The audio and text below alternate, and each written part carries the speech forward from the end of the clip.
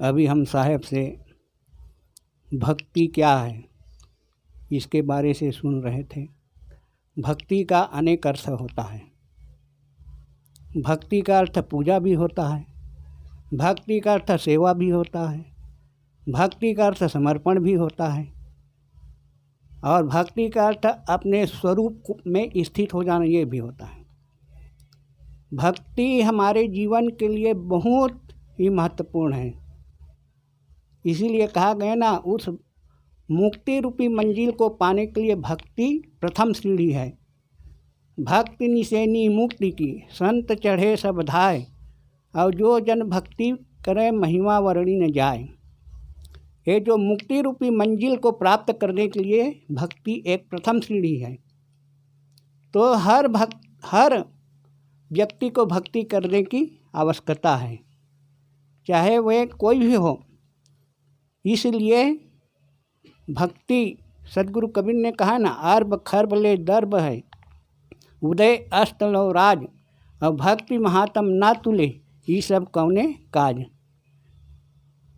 अर्ब खर्ब ले दर्ब है, जिसके पास अरबों की संपत्ति है, खरबों की संपत्ति है, लेकिन भक्ति नहीं है जिसके जीवन में, तो उसके अरब खरब रुपया कुछ काम का नहीं है, वो कम ही महत्व है उसका।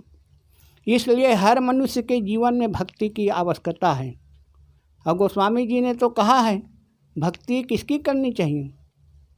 प्रथम भक्ति पर उन्होंने बताया है, प्रथम भक्ति संतन कर संगा। उन्होंने प्रथम भक्ति संतन के संगत को कहा है। उन्होंने यद्यपि गोस्वामी जी जो है श्री राम को एकदम अपना परमात्मा मानते थे, उन्हीं की भक्ति में एकदम पूर्णतः समर्पित थे, भगवान राम के भक्ति में गोस्वामी जी। लेकिन यहाँ पर जब वे लिखते हैं तो क्या कहते हैं, प्रथम भक्ति संतन कर संगा। वे प्रथम भक्ति किसको बताया है, संतों की संगत को। क्योंकि अगर हम संतों की संगत करेंगे तो हमें क्या मिलेगा।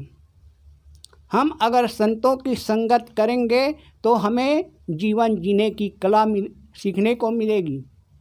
आज मनुष्य जो है संतों की संगत नहीं करता है, इसलिए उसके जीवन में अनेक प्रकार के अज्ञानता, अंधकार, चिंता में व्यतीत रहता है। इस प्रकार वह बिना सत्संग के उसका जीवन दुखी रहता है। सत्संग में हर मनुष्य को जाने की आवश्यकता है, क्योंकि सत्संग एक पाठशाला है। सत्संग एक पाठशाला है। जैसे आदमी जो है निरक्षर जो है, छोटा से बच्चा, वो क ख ग सीखने के लिए स्कूल में जाता है, और वहाँ जा कर के क ख ग सीख करके बहुत बड़े सीखते सीखते एक बड़े पद में, बोध हो जाने पर एक बड़े पद में पहुँच जाता है।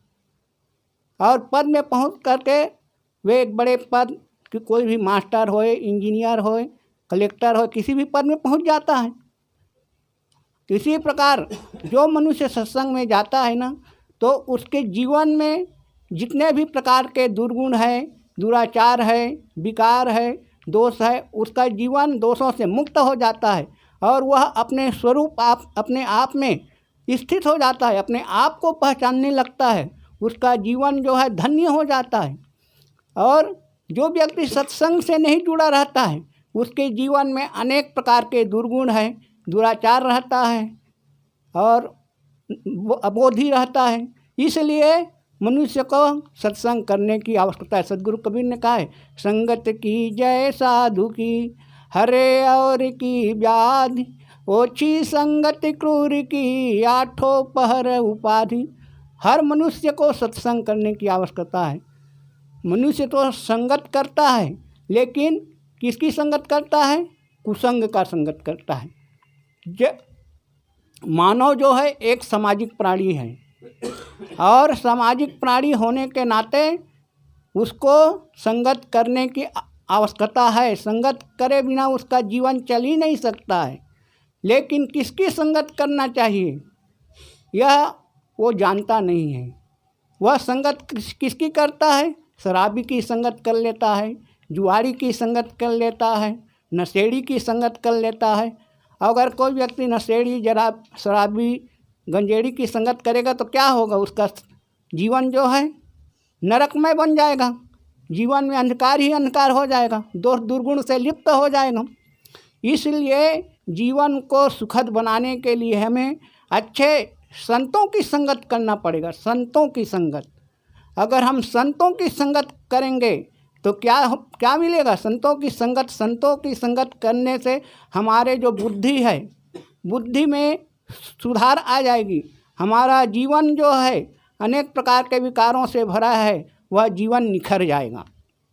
इसलिए सद्गुरु कबीर साहब कहते हैं कि अच्छे व्यक्ति की संगत करो, संगत की जय साधु की। साधु की संगत करना चाहिए।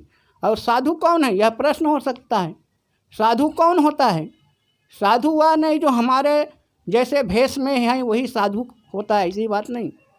साधु का अर्थ होता है सज्जन व्यक्ति, जिसके जीवन में सज्जनता है, जिसके जीवन में सद्गुण है, सदाचार है, जिसको अपने आप का बोध है, जो चिंताओं से मुक्त है, जो वैराग्यवान है, ऐसे व्यक्ति ही साधु हो सकता है।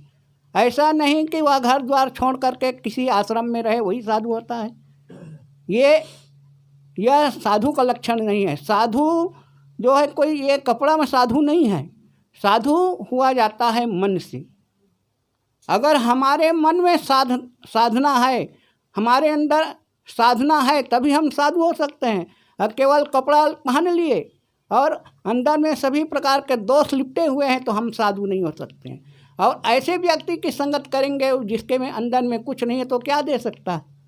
इसलिए हमें अच्छे सज्जन व्यक्ति की संगत करना चाहिए। और संगत अच्छे व्यक्ति किसी भी कपड़े में हो सकता है, घर में भी, गृहस्थी में भी हो सकता है और विरक्ति में भी हो सकता है। तो ऐसे व्यक्ति की संगत करके ही हम अपने जीवन को सुखी व शांतिमय बना सकते हैं, अन्यथा नहीं। इसलिए ऐसे निर्विकार व्यक्ति जो वैराग्यवान है, ऐसे व्यक्ति की सेवा करने से ही हमारी भक्ति जो है पूर्णता हो सकती है।